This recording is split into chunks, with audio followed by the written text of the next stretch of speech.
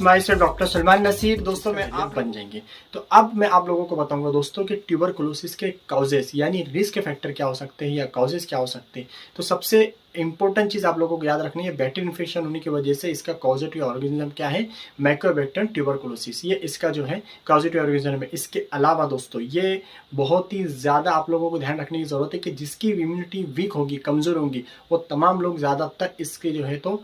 शिकार हो सकते हैं, जैसे कि HIV। क्योंकि 1985 के बाद दोस्तों ये इन्फेक्शन डिजीज जो है तो तेजी से बढ़ने लगा। इसकी अहम वजह ये बताई जाती है कि HIV के केस जब बढ़ने लगे तो जाहिर सी बात HIV क्या करती है, इम्यूनिटी वीक कर देती है, जिसकी वजह से जिसका भी वीक होगा जाहिर सी बात है वो बंदा ज्यादा अफेक्टेड होगा। तो सेकंड फेज यानी कि एक्टिव फेज के अंदर पेशेंट जो है तो मुब्तला होगा, यानी उसके सिम्टम्स TB के जो तो सामने आना शुरू हो जाएंगे। तो जितने भी, चाहे डायबिटीज़ हो या फिर जो बहुत लॉन्ग टाइम जो होते हैं जिन्होंने स्टेरॉइड्स का इस्तेमाल किया हो, ऑर्गन की अगर ट्रांसप्लांट हुआ हो, इसके अलावा जिन लोगों को मेडिकेशंस चालू है, किसी बहुत ज़्यादा क्रोनिक अगर कोई प्रॉब्लम है, तो ऐसे लोगों को जिनका कैंसर है या फिर जिनकी इम्यूनिटी कमज़ोर है या फिर जिन लोगों को रूमेटॉइड अर्थराइटिस की प्रॉब्लम है, तो ऐसे लोगों को ज़्यादा चांस होते हैं।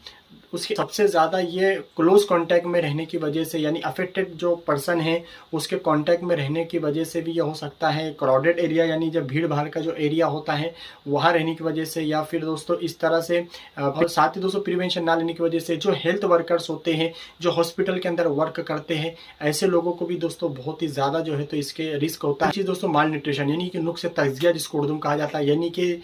कमज़ोरी है, गरीबी की वजह से, जो जिन लोगों को खान पान सही से नहीं होता, यानी जिनका न्यूट्रिशन जो है तो सही नहीं है, स्मोकिंग है दोस्तों, अल्कोहल एब्यूज है, ये इस तरह के जो होते हैं लोग, इनको भी बहुत ज्यादा तो इसी तरह से इमिग्रेशन भी दोस्तों रिस्क फैक्टर। तो दोस्तों ये थे ट्यूबरकुलोसिस के काउजेस और रिस्क फैक्टर, यानी ये वही वो वजह है जो कि ट्यूबरकुलोसिस होने का जरिया बन सकता है।